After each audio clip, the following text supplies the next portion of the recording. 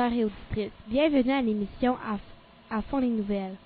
Mon nom est Maya et je vous souhaite la bienvenue à cette émission du 13 janvier, directement de notre studio CFMD 101,9 FM à l'école Notre-Dame de Saint-Jérôme.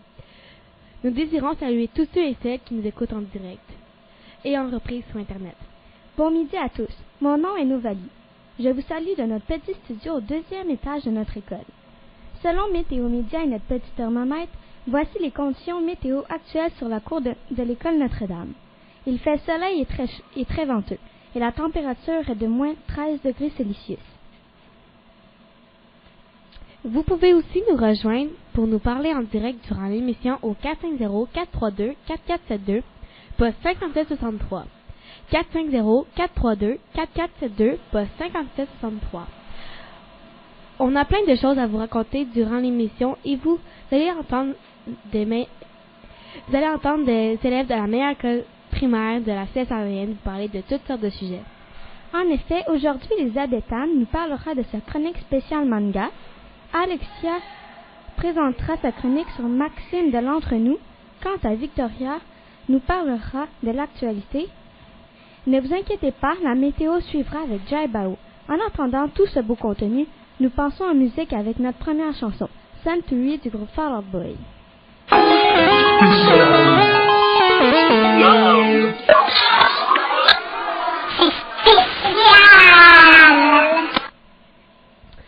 Maintenant, Elisabeth Anne va nous parler de sa chronique sur les mangas. Bonjour Elisabeth Anne. Bonjour. Ça va bien?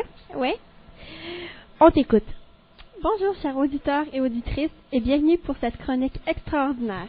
Je m'appelle Elisabeth Anne et cette chronique sera sur un sujet qui me passionne, les mangas. Saviez-vous d'ailleurs que l'émission pour enfants Astro le robot en est un? Vous voyez, vous connaissez un manga sans même le savoir.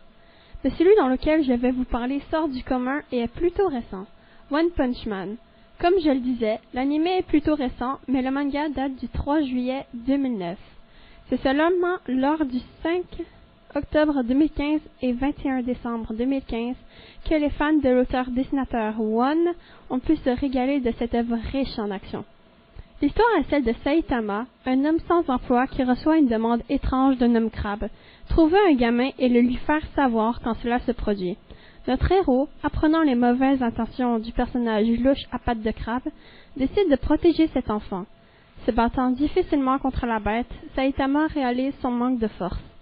Il a mis l'homme crabe KO, certes, mais cela ne lui suffit pas. Il fait un dur entraînement, si dur qu'il en perd les cheveux, et finit par avoir une puissance surhumaine. Il pouvait tuer quelqu'un d'un simple coup de poing. Le personnage chauve devient rapidement un héros, et à force de battre ses ennemis de cette façon, il commence à sérieusement s'ennuyer. Saitama partit donc à la recherche d'un adversaire à sa taille. Cet animé a réussi à entrer dans le top 100, malgré qu'il occupe la 98e place. Il a cependant été 15e dans le magazine Dojo et 20e dans plusieurs forums créés par des fans. J'en suis personnellement une et je suis devenue accro à 2 épisodes. Je vous le conseille vivement. Si vous êtes fan d'animé, d'action et d'humour, vous voilà servi. C'est tout pour moi. Merci de m'avoir prêté votre attention. Et vous les filles, en avez-vous déjà lu? Non, moi non plus. En tant que passionné, je vous conseille de commencer par Chi. C'est l'aventure de chaton et c'est absolument mignon. Merci beaucoup Elisabeth Anne. Je vais le lire. Maintenant, nous passons en musique avec Wizard Drum de Taylor Swift.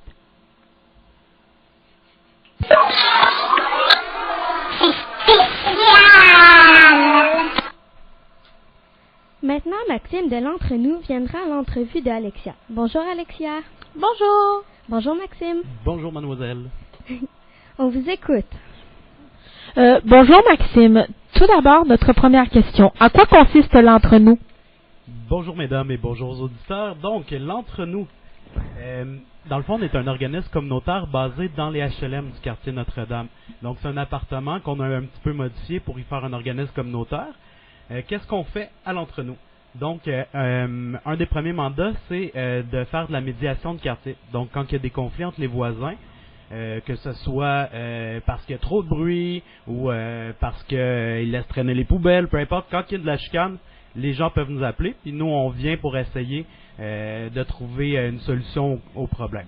Donc, c'est une façon. Puis, il y a aussi un protocole avec la police de Saint-Jérôme. C'est assez nouveau. Quand que les policiers sont appelés, puis c'est une situation qui nécessite pas nécessairement de la répression, mais plutôt juste de la discussion, ben, les policiers nous envoient un rapport, puis nous, dans le fond, on vient discuter avec les gens qui ont le conflit. On fait aussi des suivis familiaux, donc avec les familles qui vivent diverses difficultés. Je pense à des familles qui ont des difficultés avec la routine avec leurs enfants. Donc, nous, on vient les aider à établir une routine avec les enfants, voir si tout se passe bien. On est là pour répondre aux questions aussi, puis référer en cas de besoin, s'il faut avec le CLSC ou avec un autre organisme. On fait aussi de l'aide aux devoirs, donc avec les élèves de l'école Notre-Dame. Donc, c'est un suivi... c'est pas un suivi, c'est de l'aide personnalisée. C'est en ratio de 1 pour 1. On a quelqu'un qui est attitré, dans le fond, spécifiquement, un bénévole ou un intervenant qui est attitré spécifiquement à un enfant. Et dans le fond, l'objectif, c'est pas tant de passer tous les travaux, mais bien de travailler sur les difficultés spécifiques du jeune. On fait des activités familiales aussi. On a une programmation jeunesse, 6-12 ans, mais des activités aussi avec les parents, comme on a été faire un pique-nique au parc de la Rivière-du-Nord en famille, puis on accompagne les familles, dans le fond, dans ces activités-là.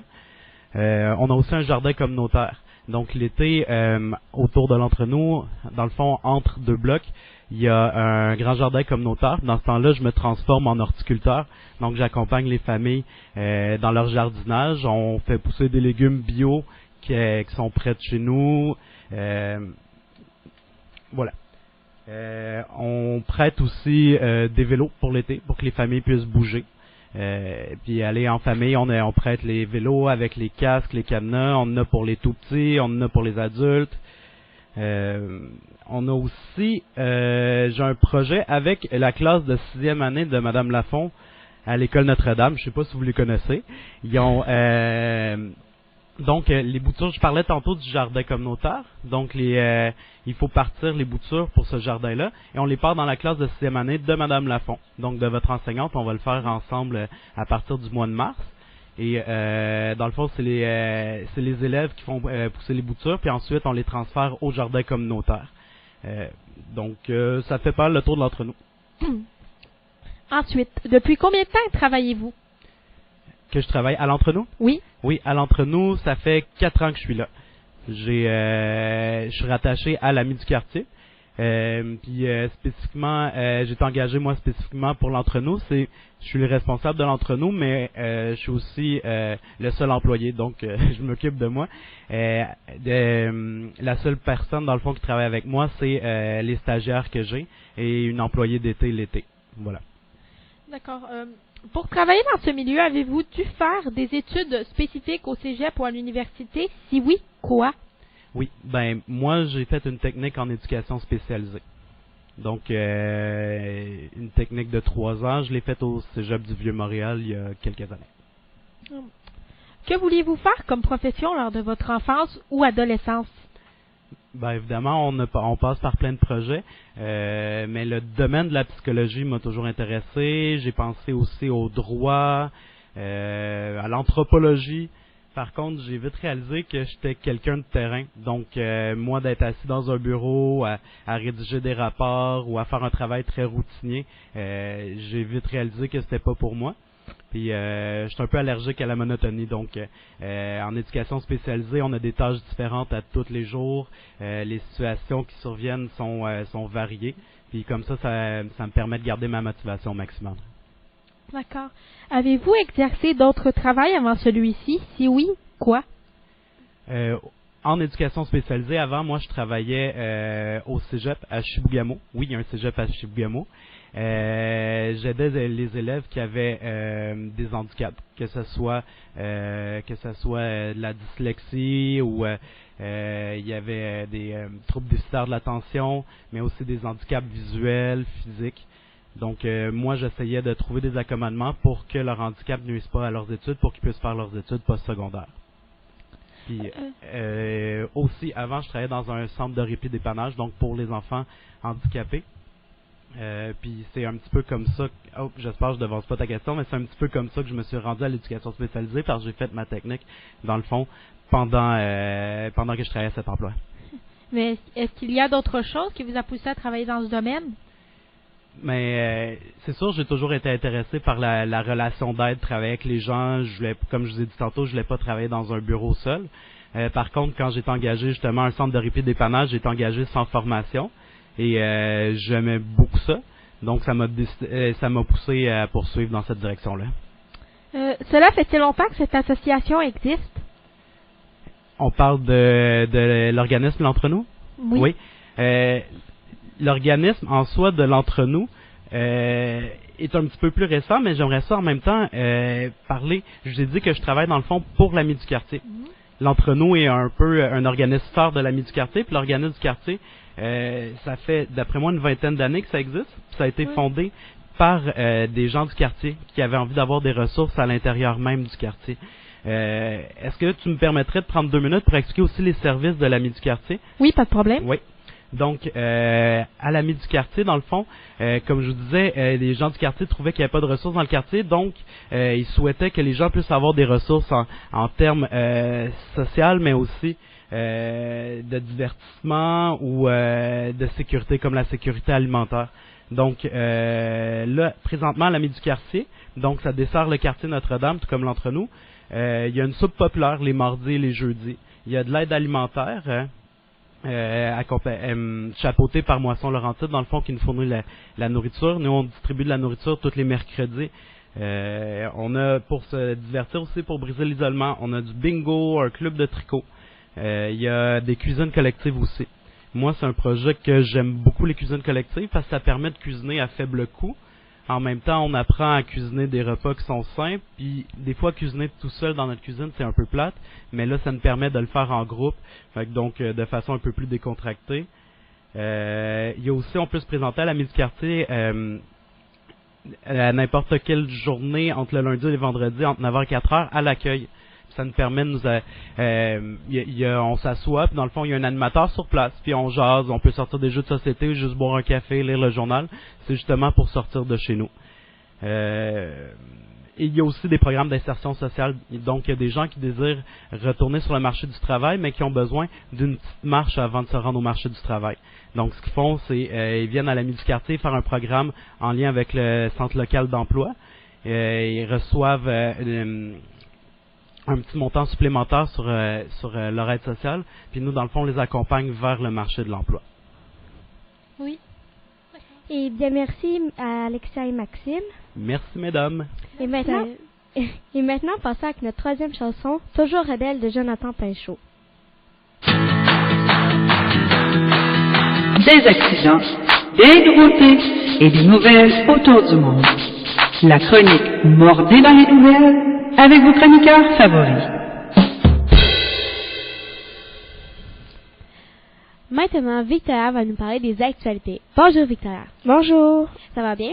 Oui, oui, toi? Oui, ça va bien. On t'écoute. Je vais vous présenter les actualités. Mais avant tout, j'aimerais vous souhaiter à tous un bon retour de vacances et une bonne année 2017. Bon, un nouvel appareil Bell hélicoptère certifié par Transport Canada. C'est à Mirabel. Bell Hélicoptère a obtenu la certification par Transport Canada de son nouvel hélicoptère Bell 505 Jet Ranger. Cette annonce a été faite par le ministère des Transports, Marc Garneau, le 21 décembre à l'usine de Mirabel. Pour Saint-Jérôme, à l'instant, on va parler des milliers de paniers de Noël. Entre 2500 et 3000 paniers de Noël ont été distribués à Saint-Jérôme. Monsieur Bernard Bougie, le membre du club optimiste de Saint-Jérôme, est responsable de l'activité des paniers de Noël. Il s'implique depuis plus de 30 ans dans cette distribution. Ce sera désormais tout pour aujourd'hui. Donc, belle année 2017 et je vous dis merci et à la prochaine. Merci beaucoup, Victoria. Moi aussi, je te souhaite une bonne année 2017.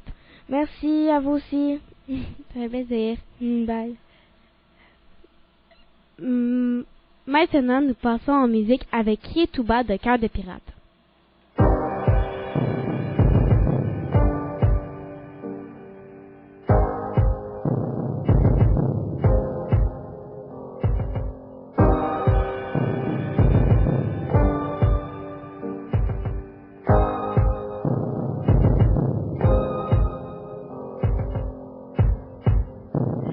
t'ai vu tracer le long du paysage une ligne des aimés qui détruit son langage.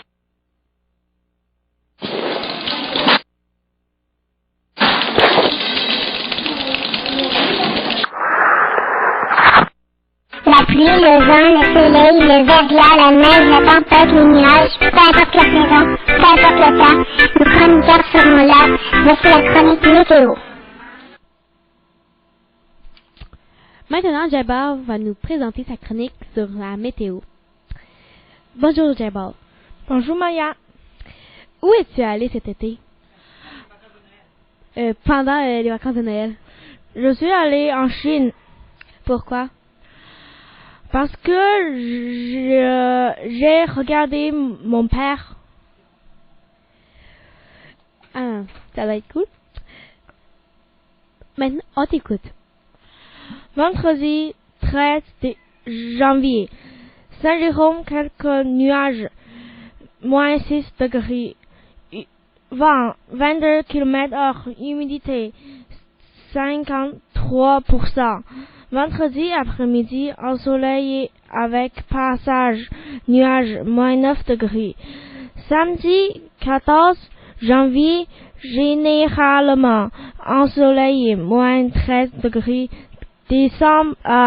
Dimanche 15 janvier, ensoleillé, moins 9 degrés. Lundi 16 janvier, ensoleillé avec passage nuages, moins 4 degrés. Merci beaucoup, Jabal. Bienvenue. Merci à nos fidèles auditeurs de nous avoir écoutés, les élèves de l'option La vie testée par les élèves en ce 13 janvier 2017. Vous pouvez aussi écouter notre émission en reprise sur Internet en allant cliquer sur le site de l'École Notre-Dame, www.csrdn.qc.ca/Notre-Dame. Et n'oubliez pas de cliquer sur le lien CFMD 101,9 FM, là où sont enregistrées toutes nos émissions de la semaine. Vous pouvez nous faire part de vos commentaires en écrivant à notre adresse courriel radio-notre-dame@csrdn.qc.ca. radio-notre-dame@csrdn.qc.ca. On vous souhaite donc une bonne fin de journée et on vous donne rendez-vous le 20 janvier pour une émission spéciale. Ce sera la fête du drapeau fleur de l'Élysée à midi. Pour notre prochaine émission, n'oubliez pas de rester à l'écoute de l'émission qui suit, le 24 heures des enseignants. De la musique sans aucune pause publicitaire. On termine en musique avec Hot Dumb Funk de Mark Ronson. Et maintenant, nous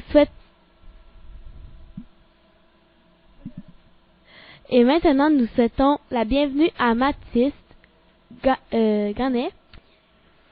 Merci beaucoup. Qui arrive de France. Un nouvel élève de la classe 601. Bonjour Mathis. Bonjour, merci beaucoup. Et maintenant, on vous dit au revoir et à la semaine prochaine. Continuons avec. Bon, c'est fini là? Non. Ben, moi, ça me tente de partir en, ben chaud.